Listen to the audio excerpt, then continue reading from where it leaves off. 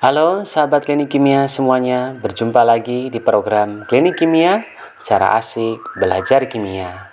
Dan di kesempatan kali ini kita akan melanjutkan untuk membahas soal SIMA UI tahun 2019 dan kita akan masuk ke soal nomor 12. Oke, sebelum itu jangan lupa like, comment, share, dan bagi yang belum subscribe jangan lupa subscribe ke channel ini untuk nanti mendapatkan notifikasi penting tentang soal-soal berikutnya. Oke sahabat, langsung saja kita masuk ke soal nomor 12 dari soal SIMA UI tahun 2019. Soal nomor 12 sahabat, bunyinya adalah senyawa berikut merupakan senyawa organik yang bersifat asam. Yang pertama adalah FCH2CH2COH, 2 ClCH2CH2COH, 3 BrCH2CH2COH, ataukah yang keempat CH3CHFCOOH. Dan pertanyaannya adalah, manakah pernyataan di bawah ini yang benar? Apakah yang pertama, senyawa 1 merupakan senyawa dengan keasaman yang paling rendah? Ataukah yang kedua, senyawa 2 lebih asam daripada senyawa 3? Yang ketiga, senyawa 3 lebih asam daripada senyawa 1? Ataukah yang keempat, senyawa 4 merupakan senyawa dengan keasaman yang paling tinggi? Nah, sahabat, sebelum kita kerjakan, di sini kita perlu analisis bahwa keempat senyawa yang diberikan di sini adalah senyawa dari turunan asam karboksilat ya, karena mempunyai gugus COOH atau gugus karboksilat, dan ternyata ada substituen. Substituen yang ada di dalam senyawa ini adalah gugus dari golongan 7 ya, yaitu halogen ya. Di sini ada fluor, ada klor, ada brom. Kemudian ada fluor juga, cuma posisinya ada di karbon nomor 2 ya, karbon nomor 2. Nah, untuk menjawab soal ini sahabat, ada beberapa tips dan trik yang perlu sahabat pahami ya. Yang pertama, substituen elektronegatif ya, karena halogen itu kan sifatnya elektronegatif atau mudah menarik elektron. Ini ternyata meningkatkan keasaman dengan penarikan elektron induktif atau di sini disebut sebagai efek induksi. Yang kedua, semakin tinggi keelektronegatifan dari substituen, maka semakin besar peningkatan keasaman ya. Jadi di sini sesuai dengan urutan keelektronegatifan bahwa F lebih elektronegatif daripada Cl, Cl lebih elektronegatif daripada Br, dan Br lebih elektronegatif daripada I atau iod. Kemudian yang terakhir, semakin dekat substituen ke gugus karboksilat ya, ke gugus karboksil, maka semakin besar pengaruhnya atau semakin besar efek induksinya.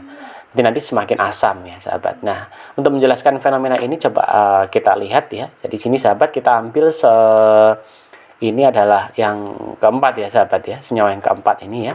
Jadi kalau kita pahami, F ini sifatnya adalah elektronegatif ya, maka mudah menarik elektron. Maka keelektronegatifan dari O ini akan semakin ketarik ya, semakin ketarik, ini juga semakin ketarik ke posisi F ya, menuju arah F. Akibatnya maka hidrogen yang ada di sini semakin positif dan kemudian mudah lepas ya, mudah lepas. Nah, maka semakin banyak jumlah hidrogen ion H+ yang terlarut dalam air. Semakin banyak ion H+ yang terlarut dalam air, maka senyawa ini semakin asam ya. Karena keasaman itu dihitung dari banyaknya ion H+ ya, atau ion hidrogen atau disebut juga sebagai proton yang terlarut dalam air. Jadi kalau banyak maka semakin asam. Nah, agar H+ ini semakin banyak, maka H+ ini harus mudah lepas dari senyawanya. Nah, agar mudah lepas, maka pengaruh dari substituen F ini yang sangat elektronegatif ini, dan apabila ini sangat dekat sekali ya, sahabat ya, sangat dekat, maka semakin besar keelektronegatifannya, pengaruh induksinya juga semakin kuat ya. Jadi senyawa yang keempat ini adalah senyawa yang paling asam ya, karena dekat dengan substituen. Nah, bagaimana dengan tiga senyawa ini, 1, 2, dan 3? Nah, tadi sudah dijelaskan bahwa semakin tinggi keelektronegatifan dari substituen, maka semakin besar peningkatan keasamannya. Maka udah jelas ya sahabat ya, nomor 1 ini lebih asam ya daripada senyawa yang kedua, dan senyawa yang kedua lebih asam daripada senyawa yang ketiga ya. Jadi seperti ini sahabat, kalau kita simpulkan, yang pertama adalah senyawa yang keempat yaitu CH3CHFCOH, senyawa yang paling asam. Yang kedua adalah FCH2CH2COH, yang ketiga adalah ClCH2CH2COH, dan yang terakhir adalah BrCH2CH2COH, di mana dari urutan 1 sampai 4 ini ya, jadi dari 4 menuju 1 ini semakin asam ya. Jadi mudah sekali sahabat. Yang penting sahabat perlu memahami bahwa substituen yang sifatnya elektronegatif ini mempunyai efek induksi, yaitu menarik elektron, sehingga ion H+ itu lebih cepat atau lebih mudah untuk lepas ya, lebih mudah larut dalam air, sehingga meningkatkan keasaman dari larutan. Oke sahabat, itu saja untuk pembahasan soal nomor 12. Jika sahabat ada pertanyaan, jangan lupa komen ya di kolom komentar. Jangan lupa like juga, share, kemudian subscribe bagi yang belum subscribe untuk mendapatkan notifikasi penting tentang soal dan video pembahasan berikutnya.